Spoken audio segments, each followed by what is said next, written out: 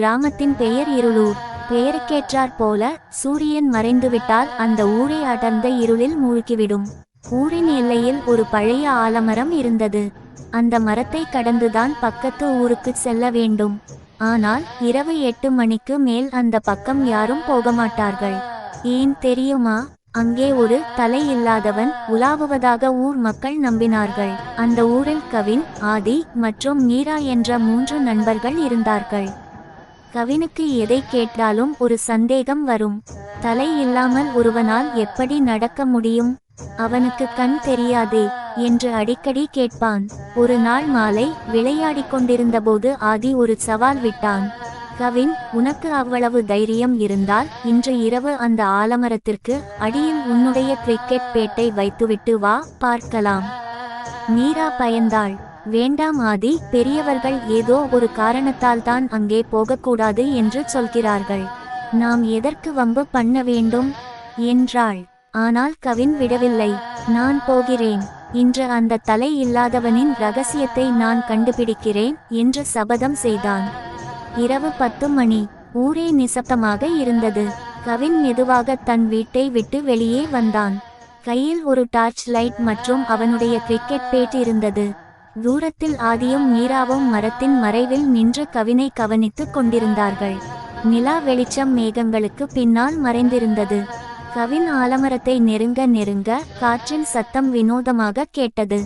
உஷ் உஷ் என்று இலைகள் உரசும் சத்தம் ஒரு பேய் சிரிப்பை போலவே இருந்தது. திடீரென்று கவின் ஒரு உருவத்தை பார்த்தான். மரத்தின் அடியில் ஒரு உருவம் நின்றிருந்தது. அது ஒரு மனித உருவம் தான், ஆனால் அதற்கு தோள்களுக்கு மேல் தலை இல்லை. அது ஒரு கையில் பெரிய கோடரி ஒன்றை வைத்திருந்தது. மற்றொரு கையில் ஒரு பழைய விளக்கு லாந்தர் இருந்தது. கவினுக்கு பயத்தில் கை கால்கள் நடுங்கின. டார்ச் லைட்டை அடிக்க கூட அவனுக்கு தைரியம் வரவில்லை. அந்த உருவம் மெதுவாக கவினை நோக்கி திரும்பியது. தலை இல்லாத அந்த உடல் கரகரப்பான குரலில் கத்தியது. யார் இங்கே வந்தது? என் அமைதியை குலைப்பது யார்?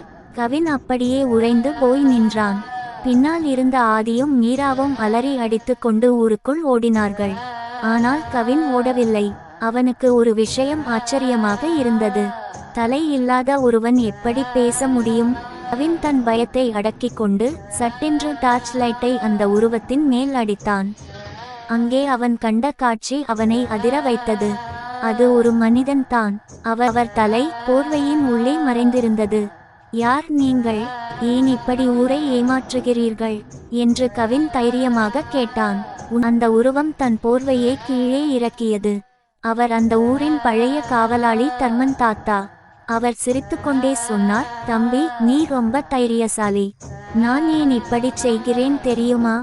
இந்த ஆலமரத்தின் அடியில் நிறைய அரிய வகை மூலிகை செடிகள் இருக்கின்றன.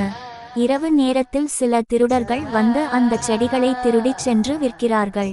அவர்களை பயமுறுத்தி விரட்டத்தான் நான் இந்த தலை இல்லாதவன் வேஷத்தை போட்டேன். கவின் நிம்மதி பெருமூச்சு விட்டான்.